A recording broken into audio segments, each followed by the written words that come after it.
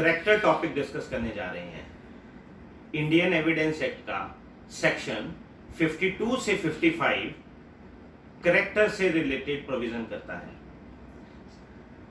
Character के बारे में ये बात अक्सर पूछी जाती है कि क्या करेक्टर किसी केस में मदद कर सकता है, किसी बंदे का चरित्र जो है क्या वो किसी केस में सबूत के तौर पे पेश किया जा सकता है।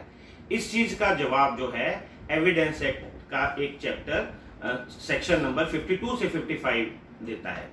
सेक्शन 52 ये कहता है कि सिविल केसेस में करेक्टर जो है इररेलेवेंट है।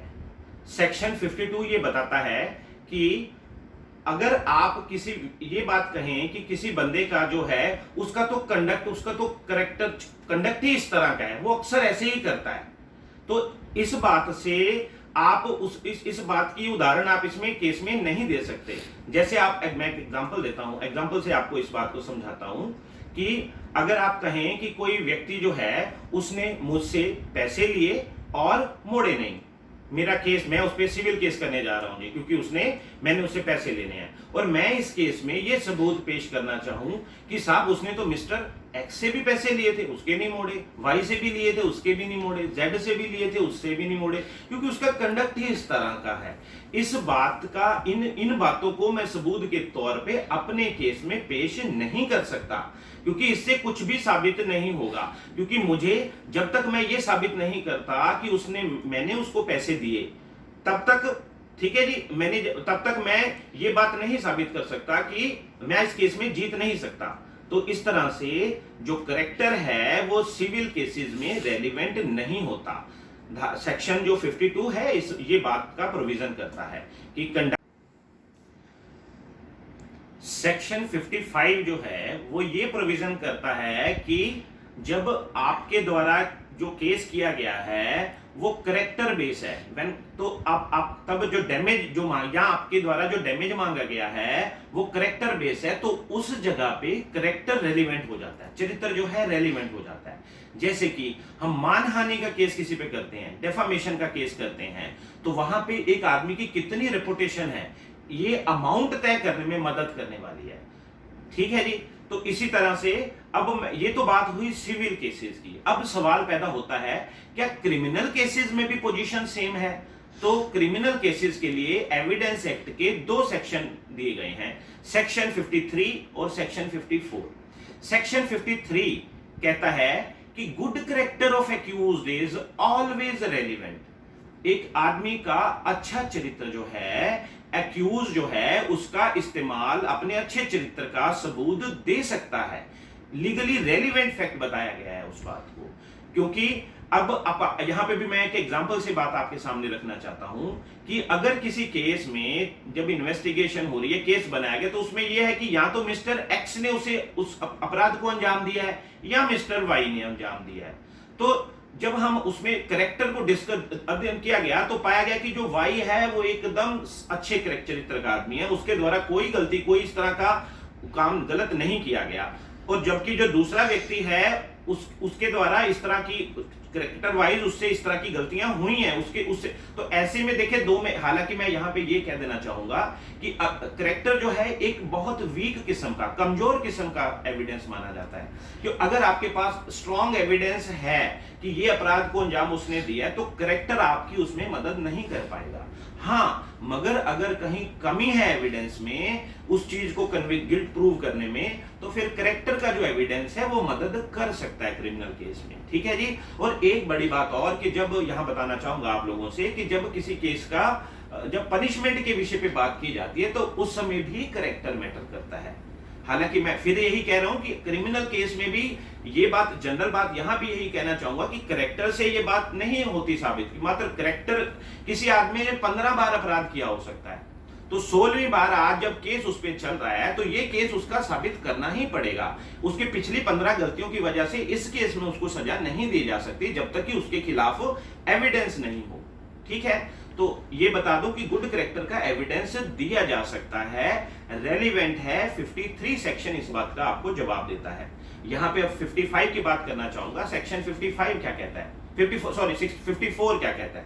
54 कहता है, अब ये इस बात का जवाब देता है कि चलो गुड करेक्टर ऑफ एक्यूज तो रेलिवेंट कर दिया 53 में, अब सवाल पैदा होता है क्या bad character of accused is also relevant? तो इस बात का जवाब 54 ने दिया, वो कहता है कि बैड करेक्टर का जो एविडेंस है जनरली आप उसे नहीं दे पाएंगे, नहीं दिया जा सकता। हाँ, मगर साथ में ही ये जो सेक्शन है itself provide 3 exception. General rule is bad character of accused is generally irrelevant, but in exception circumstance you can use bad character, and those circumstances are, one thing is उनमें से एक है in reply bad character is relevant। जब आप किसी का यानी कि जब accused अपने good character का एविडेंस देगा तो उसके बैड करेक्टर के बारे में एविडेंस प्रोसिक्यूशन भी पेश कर सकता है। तो यानी कि पहली बात समझ आई कि इन reply bad character is relevant. दूसरा जवाब सेक्शन ने दिया कि when character itself, because explanation of section 54 provide if character is itself in issue. जब करेक्टर इटसेल्फ इन इशू कब है, यहां पे अब आपको मैं आपका सीआरपीसी 110 सीआरपीसी बताना चाहूंगा कि यहां पे जब किसी बंदे पे ये इल्जाम है कि उसने क्या किया, वो हिस्ट्री शीटर है, क्या वो चोर है, गैंग का सदस्य है, इसी तरह की, जब इस तरह की चीज का निपटारा करना होता है तो ऐसे में करेक्टर इटसेल्फ इन इशू।